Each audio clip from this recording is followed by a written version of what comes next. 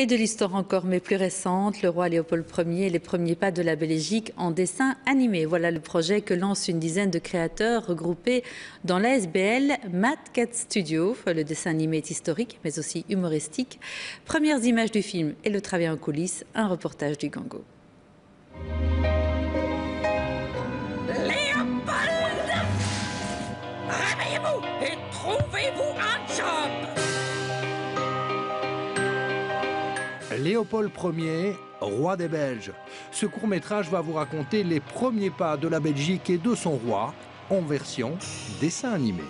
Le personnage de Léopold, il fonctionnait pourquoi? Parce qu'il n'est pas connu, à part son prénom et son chiffre, les gens ne savent pas trop ce qu'il a fait et que c'est le premier roi des Belges, alors qu'il a un parcours tout à fait étonnant, intéressant, décalé et très très symptomatique de ce qu'on est nous Belges aujourd'hui.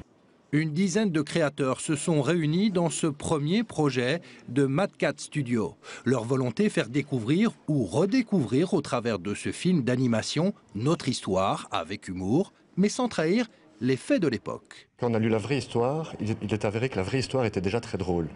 Donc le dessin animé ne met en scène que des événements historiques qui sont tous vrais, véridiques. Tout le monde peut les vérifier après. Donc quand l'armée hollandaise est venue récupérer la Belgique, l'armée belge n'avait vraiment pas de fusil, il n'avait vraiment pas de chaussures, il n'avait même pas de ravitaillement, il devait manger l'écorce des arbres. Qu'est-ce que c'est que ce cirque? C'est l'armée belge, sire. Mais pourquoi porte-t-il ces drôles de piques là? Nous n'avons pas de fusil, sire. Les ministres belges avaient oublié l'armée belge, c'était pas prévu dans leur plan. Et comme ça, d'absurdité en absurdité, on découvre la vraie histoire de la Belgique.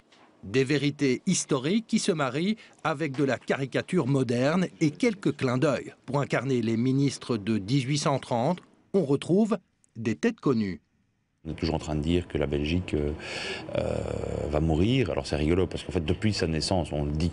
Ça fait 200 ans qu'on dit que la Belgique n'a pas d'avenir et elle est toujours là. Et donc peut-être qu'à force d'entendre tout ça, on se dit enfin, on va s'intéresser à cette histoire-là et puis on se rend compte que finalement c'est assez fondateur de ce qu'on est. Côté dessin et graphisme, l'originalité est également de mise. On a essayé que les images ne ressemblent pas à des dessins animés de la télé, mais plutôt à des vieilles peintures du 19e siècle.